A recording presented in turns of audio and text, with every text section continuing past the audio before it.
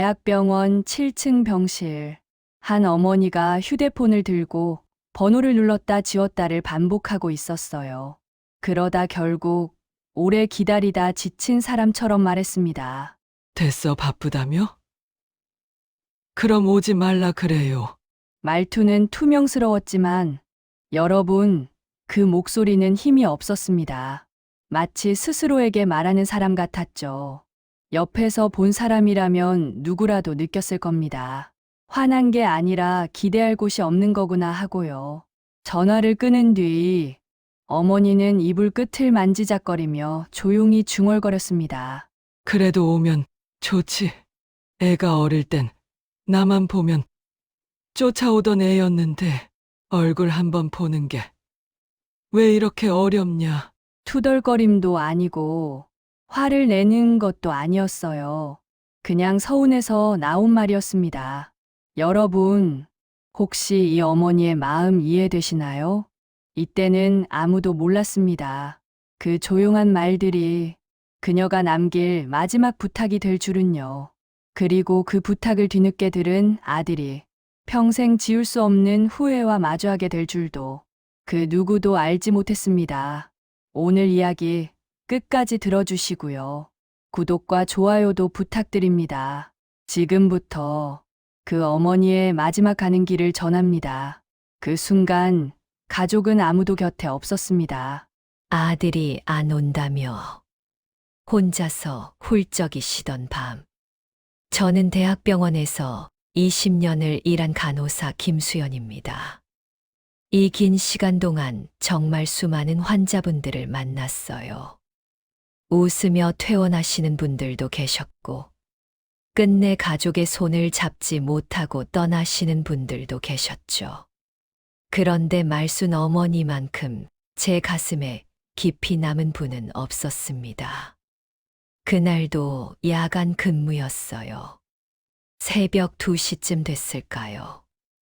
병실 수뇌를 돌다가 창가에서 혼자 훌쩍이 쉬는 소리를 들었습니다. 말순 어머니였어요. 68세 말기 간 질환으로 입원하신 지 벌써 한 달째였죠. 어머님, 잠 안 오세요? 제가 조용히 다가가 물었어요. 아, 수연, 간호사님, 괜찮아요. 그냥 좀 답답해서요. 어머니는 황급히 눈물을 닦으셨습니다. 하지만 붉게 부은 눈을 숨길 순 없었어요. 저는 어머니 옆에 조용히 앉았습니다. 우리 준호가 오늘도 바쁜가 보네요. 어머니의 목소리는 가늘게 떨렸어요. 침대 옆 탁자에는 휴대폰이 놓여 있었습니다. 화면엔 부재중 전화 기록도 문자 알림도 하나 없었어요. 아들분이 바쁘신가 봐요. 제가 조심스럽게 말을 건넸습니다. 그럼요. 우리 준호 직장 다니는 사람인데 맞벌이라 둘 다 바쁘죠. 어머니는 그렇게 말하며 애써 웃으셨어요. 하지만 그 웃음 뒤로 스멀스멀 올라오는 슬픔을 저는 똑똑히 봤습니다. 나중에 오겠다고 했어요. 주말에는 꼭 온대요. 어머니는 계속 말을 이었어요. 마치 스스로에게 다짐하듯이요. 저는 그저 고개를 끄덕이며 어머니 손을 가만히 잡아드렸습니다. 그런데 그 손이 얼마나 차가운지 뼈만 앙상하게 남은 손이 부들부들 떨렸어요. 준호가 어렸을 때는요. 어머니가 갑자기 옛날 이야기를 꺼내셨습니다. 제 손을 꼭 잡고 다녔어요. 어디 가도 엄마 손 안 놓쳐요. 그 말을 하시는 어머니 눈엔 눈물이 그렁그렁 맺혔습니다. 학교 갈 때도 시장 갈 때도 늘 제 손만 잡았는데 저는 아무 말도 할 수가 없었어요. 20년 동안 이런 장면을 수도 없이 봤지만 익숙해지지가 않았습니다. 자식을 기다리다 지쳐가는 부모의 모습. 연락 한 통 없어도 바쁠 거야 라고 스스로를 위로하는 그 모습이요. 어머님, 제가 내일 다시 연락 한번 드려볼게요. 아이고, 괜찮아요. 괜찮아. 어머니는 손사래를 치셨어요. 하지만 그 괜찮다는 말이 얼마나 애처로운지. 전혀 괜찮지 않은데 괜찮다고 말하는 거잖아요. 저는 어머니 이불을 다시 덮어드리고 일어섰습니다. 오늘은 푹 주무세요. 제가 자주 와서 볼게요. 고마워요. 간호사님, 늘 신세만 지내요. 어머니는 그렇게 말씀하시고는 눈을 감으셨어요. 하지만 저는 알았습니다. 어머니가 잠들지 못하고 창밖만 바라보실 거란 걸요. 혹시나 아들이 문을 열고 들어올까봐, 혹시나 전화가 올까봐, 그렇게 밤새 기다리실 거란 걸요. 복도로 나오는 제 눈시울이 뜨거워졌습니다. 이 일을 오래 하다 보면 감정을 추스르는 법을 배우게 돼요. 하지만 그날 밤만큼은 눈물이 흘러내리는 걸 막을 수가 없었습니다. 간호사실로 돌아와 차트를 정리하는데 말순 어머니 보호자 연락처가 눈에 들어왔어요. 아들 박준호 38세. 연락처 아래엔 주중통화 어려움이라고 메모가 적혀 있었습니다. 저는 한숨을 쉬며 차트를 덮었어요. 바쁜 건 이해합니다. 다들 먹고 살기 바쁘고 직장 생활 힘든 거 저도 알아요. 하지만요, 부모님은 기다려주지 않습니다. 시간은 우리 편이 아니에요. 그날 밤, 저는 창밖을 물끄러미 바라보며 생각했습니다. 저 어머니가 아들 얼굴 한번 보고 가실 수 있을까? 그 소박한 소원 하나 이뤄질 수 있을까요? 가슴 한켠이 먹먹해졌습니다. 병세는 빠르게 악화됐고 어머니는 더 초조해졌다. 말순 어머니 입원 35일째 되던 날이었습니다. 아침 회진 때 담당 김 교수님 표정이 심상치 않았어요. 차트를 보시더니 고개를 저으셨죠. 간호사님, 보호자 연락 다시 해보세요. 꼭요. 그 말투에서 느껴지는 무게감. 저는 그게 무슨 의미인지 너무나 잘 알았습니다. 시간이 얼마 남지 않았다는 거였어요. 회진이 끝나고 저는 곧바로 보호자에게 연락을 돌렸습니다. 따르릉, 따르릉. 하지만 역시나 받지 않았어요. 고객님의 전화를 받을 수 없습니다. 삐 소리 후에 자동응답만 계속 흘러나왔습니다. 문자를 보냈어요. 박준호 보호자님, 환자분 상태 확인 필요하니 연락 부탁드립니다. 하지만 읽음 표시도 뜨지 않았습니다. 저는 한숨을 쉬며 병실로 들어갔어요. 말순 어머니는 창밖을 멍하니 바라보고 계셨습니다. 어머님, 오늘 아침은 좀 드셨어요? 아, 그냥 입맛이 없어서요.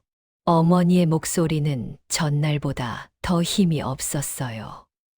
안색도 눈에 띄게 나빠져 있었습니다. 준호한테 연락됐나요? 어머니가 조심스럽게 물으셨어요. 그 물음에 담긴 간절함이 제 가슴을 찔렀습니다. 아직은요? 제가 계속 연락해 볼게요. 아이고, 괜찮아요. 바쁠 텐데. 어머니는 또 그렇게 말씀하셨어요. 괜찮다고, 바쁠 거라고. 본인이 제일 보고 싶어 하면서도 자식 걱정부터 하시는 거예요. 준호가 어렸을 때는요. 어머니가 또 과거 이야기를 꺼내셨습니다. 제가 바질하고 돌아오면 꼭 대문 앞에서 기다렸어요.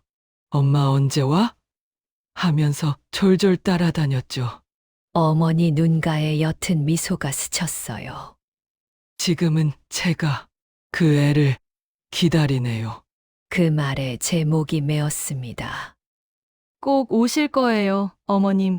저는 애써 밝게 말했지만 제 목소리도 떨렸어요. 그날 오후 어머니 상태가 급격히 나빠졌습니다. 혈압이 떨어지고 호흡이 거칠어졌어요. 산소 포화도 수치도 계속 내려갔습니다.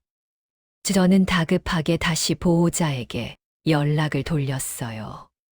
한 번, 두 번, 세 번. 받아요.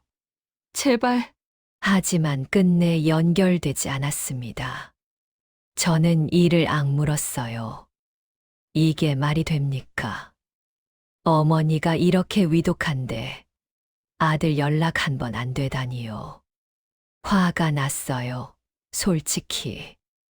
아무리 바빠도 이건 아니잖아요. 하루에 전화 한 통, 그게 그렇게 어려운 건가요? 저는 침대 옆으로 가서 어머니 손을 잡았습니다. 어머님, 힘내세요. 제가 계속 연락하고 있어요. 준호, 올까요? 어머니 목소리는 간신히 들릴 정도로 작았어요. 네. 꼭 올 거예요.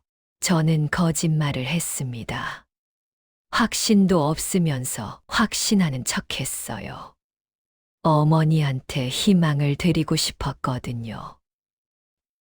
저 얼마나 기다리면 될까요? 어머니가 떨리는 목소리로 물으셨어요. 그 질문에 저는 대답할 수가 없었습니다. 시간이 없다는 걸 저는 알았으니까요. 조금만 더 기다려보세요. 그렇게 말하는 제 목소리도 떨렸어요. 어머니는 고개를 끄덕이시고는 눈을 감으셨습니다. 하지만 손은 제 손을 꼭 쥐고 계셨어요. 마치 놓치면 안 된다는 듯이요. 저는 그날 밤 근무가 끝나도 병실을 떠날 수가 없었습니다. 어머니 곁에 아무도 없다는 게 너무 안쓰러웠거든요. 동료 간호사가 저를 보며 말했어요. 수연아, 너 너무 감정이입하지 마. 힘들어. 맞는 말이에요. 간호사가 환자한테 너무 마음 쓰면 안 된다는 거 저도 알아요. 하지만 어쩔 수가 없었습니다. 말순 어머니가 자꾸 제 어머니처럼 느껴졌거든요. 그날 밤 저는 병실 복도 의자에 앉아 있었어요. 핸드폰을 들여다보며 생각했습니다. 저도 우리 엄마한테 연락 자주 못 드린 것 같은데 바쁘다는 핑계로 미루지 않았나. 가슴이 철렁 내려앉았어요. 밤 11시 23분이었습니다. 환자 모니터에서 경보음이 울려 퍼졌어요. 말순 어머니 병실이었습니다. 저는 뛰어갔어요. 심장이 터질 것 같았습니다. 병실 문을 열자마자 본 광경. 어머니가 숨을 헐떡이며 가슴을 움켜쥐고 계셨어요. 어머님, 저는 급히 달려가 어머니를 부축했습니다. 산소 마스크를 씌우고 응급처치를 시작했어요. 하지만 어머니 상태는 급속도로 악화되고 있었습니다. 수연, 간호사님, 어머니가 가쁜 숨을 몰아쉬며 제 손을 붙들었어요. 그 소나기 힘이 생각보다 강했습니다. 네, 어머님. 제가 여기 있어요. 저는 어머니 손을 꼭 잡아드렸어요.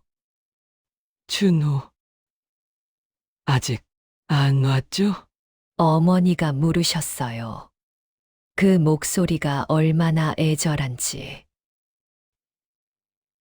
네, 저는 거짓말을 할 수가 없었습니다.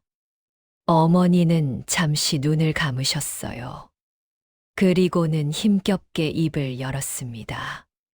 수연 간호사님, 부탁이 있어요. 네. 말씀하세요. 저는 어머니 가까이 귀를 기울였어요. 준호한테 꼭 전해주세요. 어머니 목소리는 점점 작아졌습니다. 제가 끝까지 기다렸다고. 눈물이 어머니 눈가를 타고 흘러내렸어요. 그리고 괜찮다고. 꼭 어머님, 제 목소리도 떨렸습니다. 그 애 원망하지 마세요. 어머니는 그렇게 말씀하셨어요. 죽어가는 순간에도 아들 걱정부터 하시는 거예요. 바빴을 거예요. 우리 준호. 그 말을 들으며 저는 참았던 눈물을 터뜨렸습니다. 20년 동안 쌓아온 프로 정신이고 뭐고 다 무너졌어요. 네. 꼭 전하겠습니다. 저는 울먹이며 대답했습니다. 준호가 어렸을 때 제 손 꼭 잡았는데 어머니는 가물가물한 의식 속에서도 아들 이야기만 하셨어요. 지금은 제가 그 손 못 잡아보네요.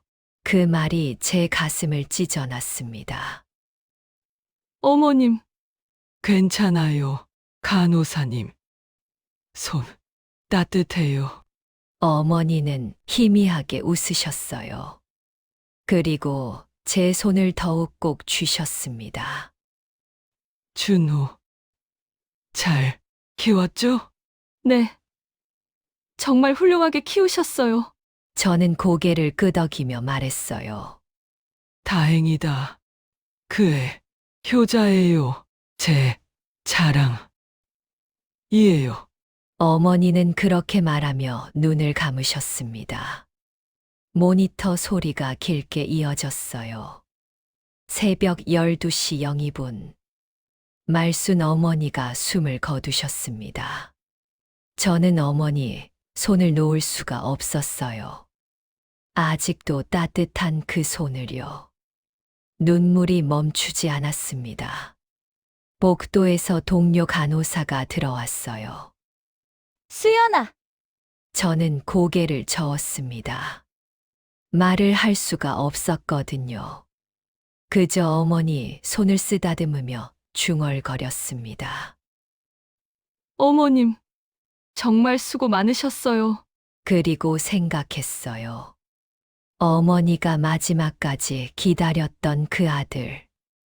지금 뭘 하고 있을까요? 어머니가 이렇게 떠나신 걸 알기나 할까요? 분노가 치밀어 올랐습니다. 하지만 동시에 슬픔도 밀려왔어요. 어머니는 아들을 원망하지 않으셨으니까요. 끝까지 사랑만 남기고 가셨으니까요. 새벽 2시 40분쯤이었을까요? 병원 복도에 급한 발소리가 들렸습니다. 어머니 어디 계세요? 다급한 남자 목소리였어요. 저는 간호사실에서 일어나 복도로 나갔습니다. 헐레벌떡 뛰어오는 30대 후반 남자. 박준호였어요. 준호 씨. 제가 조용히 불렀습니다. 간호사님, 어머니는요? 어머니 어디 계세요? 그는 숨을 헐떡이며 물었어요. 땀으로 범벅이 된 얼굴이었습니다. 저는 잠시 말문이 막혔어요. 어떻게 말해야 할까요? 어머니께서 2시간 전에 그 말에 준호 씨 얼굴이 하얗게 질렸습니다. 돌아가셨습니다. 네, 그는 믿기지 않는다는 표정으로 저를 바라봤어요. 아니, 저한테 연락도 안 왔는데, 어떻게, 여러 번 연락드렸습니다. 전화도 하고 문자도 보냈어요. 제 목소리가 차갑게 나왔습니다. 저는 회의 중이었어요. 핸드폰을 꺼놨었어요. 준호 씨는 떨리는 손으로 핸드폰을 꺼냈어요. 화면엔 부재중 전화 17통, 문자 8통이 쌓여 있었습니다. 이럴 수가, 그는 그 자리에 주저앉았습니다. 저는 그를 일으켜 세우며 말했어요. 어머니 뵈러 가시겠어요? 네. 네. 그는 비틀거리며 일어났습니다.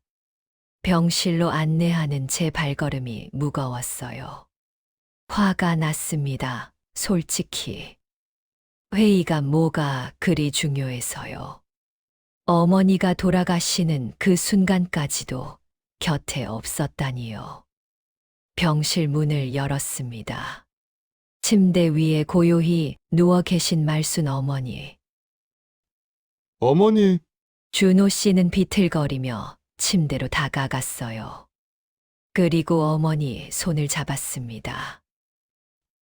어머니, 죄송합니다. 제가, 그는 어머니 손을 부여잡고 울기 시작했어요. 회의가 길어져서 일이 좀 있어서 변명 같은 말들이 흘러나왔습니다. 저는 문가에 서서 그 모습을 지켜봤어요. 마음이 복잡했어요. 동정심도 들었지만 동시에 화도 났습니다. 제가 좀만 일찍 왔으면 제가 준호 씨는 계속 울며 중얼거렸어요. 저는 조용히 다가가 말했습니다. 어머니께서 준호 씨 기다리셨습니다. 그 말에 준호 씨가 고개를 들었어요. 눈물 범벅인 얼굴로요. 마지막까지 계속 기다리셨어요. 제가 왜 그랬을까요? 그는 머리를 쥐어뜯으며 말했습니다. 바쁘다는 핑계로 계속 미뤘어요. 나중에 가면 되지. 다음 주에 가지. 저는 아무 말도 하지 않았어요. 그저 조용히 지켜볼 뿐이었습니다. 어머니, 정말 죄송합니다. 준호 씨는 한참을 울었습니다. 한참을 그렇게 있다가 저는 입을 열었습니다. 준호 씨, 전해드릴 말씀이 있어요. 그가 눈물을 닦으며 저를 봤어요. 어머니께서 마지막에 제게 부탁하신 게 있습니다. 저는 천천히 말했어요. 꼭 준호 씨한테 전해달라고 하셨어요. 뭐라고 하셨는데요. 그의 목소리가 떨렸습니다. 어머니께서 그러셨어요. 저는 심호흡을 했어요. 끝까지 준호 씨만 기다렸다고. 그리고 눈물이 또 차올랐습니다. 괜찮다고 꼭 전해달라고 하셨어요. 그 말에 준호 씨는 무너져 내렸습니다. 바닥에 주저앉아 오열했어요. 어떻게 그런 말을. 어머니는 단 한 번도 준호 씨를 원망하지 않으셨어요. 저는 담담하게 말을 이었습니다. 바빴을 거라고, 우리 준호는 효자라고 그렇게 말씀하셨어요. 제가 무슨 짓을 한 거죠? 준호 씨는 바닥을 치며 울었습니다. 한 달 동안 단 한 번도 안 왔잖아요. 전화도 제대로 안 받았고, 어머니는 그것도 이해하셨어요. 저는 조용히 말했어요. 바쁠 거라고, 힘들 거라고 계속 그렇게 말씀하셨습니다. 그럴 자격이 저한테 없는데 준호 씨가 고개를 흔들었어요. 그 말을 받을 자격이 없는 아들인데요. 저는 그 모습을 보며 생각했습니다. 이게 바로 부모의 사랑이구나. 원망할 만도 한데 원망하지 않고 섭섭할 만도 한데 괜찮다고 하는 그게 부모라는 존재구나. 어머니께서 자꾸 말씀하셨어요. 저는 계속해서 말했습니다. 준호가 어렸을 때 제 손 꼭 잡았는데 지금은 제가 그 손을 못 잡아본다고. 어머니, 준호 씨는 어머니 손을 더욱 꼭 쥐었어요. 그저 보고 싶어 하셨습니다. 제 목소리도 떨렸어요. 얼굴 한 번만 보고 싶다고. 그게 소원이셨어요. 제가 그걸 못 해드렸네요. 준호 씨는 어머니 손등에 얼굴을 묻고 울었습니다. 저는 더 이상 말할 수가 없었어요. 그저 조용히 병실을 나왔습니다. 복도에서 한참을 서 있었어요. 가슴이 답답했습니다. 사흘 뒤였습니다. 장례를 마치고 준호 씨가 어머니 물품을 정리하러 왔어요. 저는 그를 도와 짐을 챙겼습니다. 옷까지, 세면도구, 책 몇 권. 그게 어머니가 남기신 전부였어요. 이게 다예요. 제가 말했습니다. 고맙습니다. 준호 씨는 헬쑥한 얼굴로 고개를 숙였어요. 짐을 정리하던 중 서랍 안에서 작은 헝겊 파우치가 나왔어요. 저는 그걸 준호 씨에게 건넸습니다. 이것도 어머님 거예요. 준호 씨는 파우치를 받아들었어요. 지퍼를 열자 쪽지 한 장이 나왔습니다. 낡고 구겨진 종이였어요. 준호 씨는 떨리는 손으로 그 쪽지를 펼쳤습니다. 거기엔 삐뚤삐뚤하지만 정성스러운 글씨가 적혀 있었어요. 준호야, 넌 언제나 내 자랑이었다.